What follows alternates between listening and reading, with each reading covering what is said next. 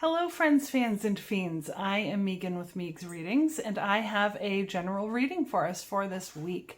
Now, it doesn't matter when this video finds you. If it resonates, then that is when you were meant to watch it.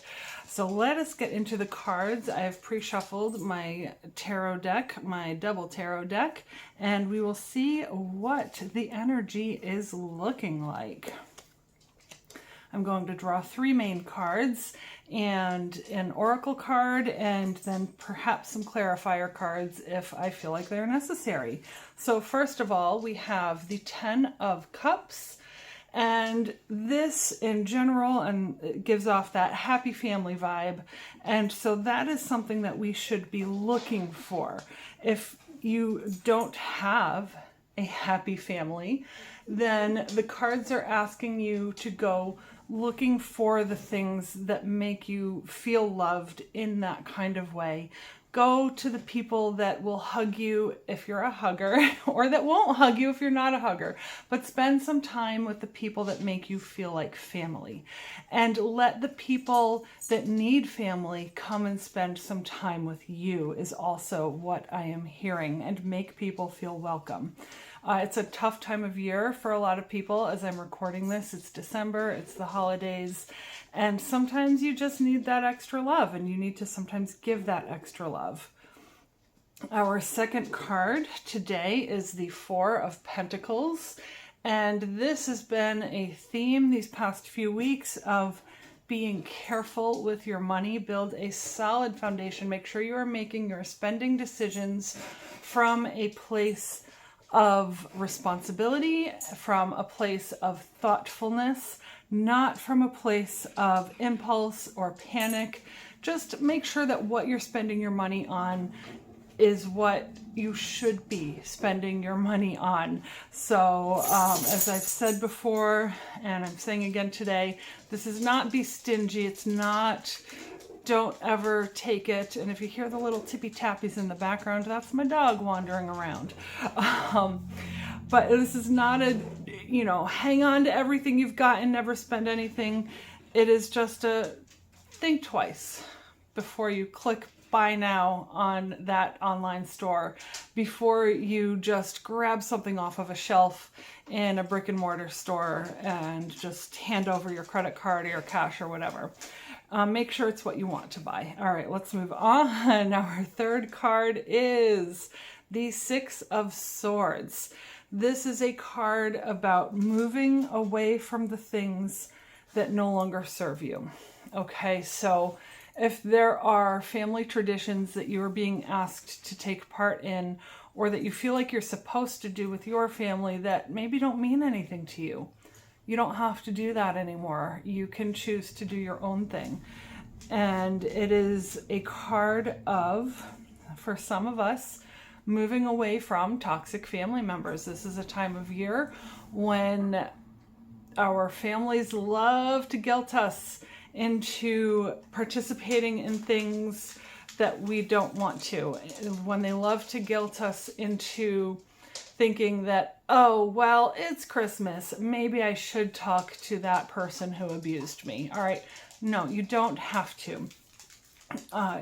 So move away from the things, from the hurts of the past, from the activities that are causing you pain. I just keep hearing move away from the pain. And it can be difficult, especially in the short term. But if your mental health, if your physical health are at stake, you need to take care of you. And you need to learn what is good for you if you haven't already. A lot of us already know, and we just keep going back out of a sense of duty, out of a sense of obligation to activities and to people that are really just not good for us for whatever reason. And it doesn't mean that they're bad for everybody. It just means that maybe for you, this isn't what you are supposed to be doing.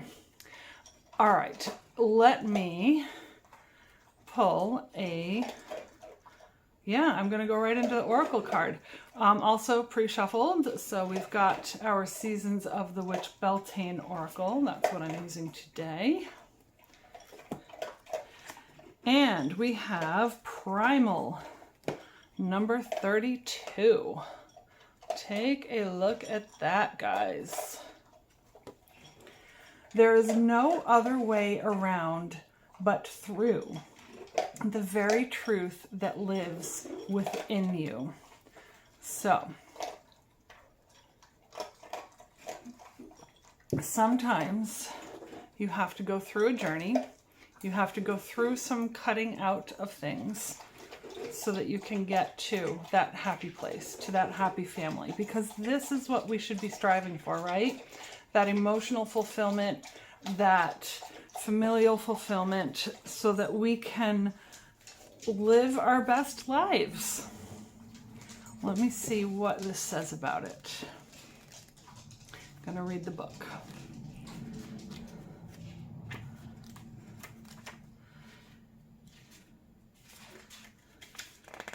Almost there.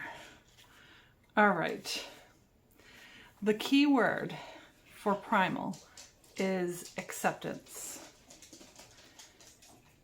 There is a primal force flowing through each of us. You feel it when your tummy rumbles and you feel the urge to eat, or when sexual desires overcome you when sharing a kiss with your beloved. These urges guide you to seek shelter when it rains, to cover up when you are cold, and to run when you are afraid. And while these urges are seen as being necessary for survival, other urges, such as honoring your wild, uninhibited self and raw nature, are not always welcome in modern society. However, they are equally essential to living. The Primal card is here to challenge you to let go of who you think you're supposed to be so you can become who you really are. That can be really tough this time of year when there are societal and familial pressures on us to do certain kinds of things and take part in the activities that we've always taken part in. If you have felt confused, stagnant, or lacking in motivation, or have a general sense you are going nowhere, it may be because you are trying to follow a path that isn't truly meant for you. Consider whether you are living to please others, doing what is expected of you rather than what brings you joy and fulfillment. Alternatively, if you find that you are in alignment with your current goals, consider whether you have been trying to emulate others rather than expressing your true self. It's so easy to copy other people when we see them doing well for themselves. And that doesn't mean that what they're doing, like, we should be learning from other people 100%, but that doesn't mean that you shouldn't be putting your own twist on it and making it truly your own. You may have similar goals as another person, but you do not have to go about achieving them in the same ways. Trust that who you are is more than enough without having to change your core nature to adapt or fit in. You guys, at least here where I live in my little corner of America, we have a lot of reasons to not trust our intuition and to not trust our instincts. We're taught not to. We're taught to be very intellectual, or we're taught to just do things the way that they've been done before. And sometimes we have to unlearn those habits, and we have to unlearn those things and start to trust our intuition, start to trust what's in our hearts, start to trust in our more base and primal selves. So does that mean you go all crazy and start acting like an animal? No, but it does mean, I don't trust that person, so don't be alone in a room with them. It might mean, my dog is barking. Does it mean bark every time you think something is wrong? No, you're not a dog, you're a human being. But start to take your instincts and your intuition seriously and start to listen to that.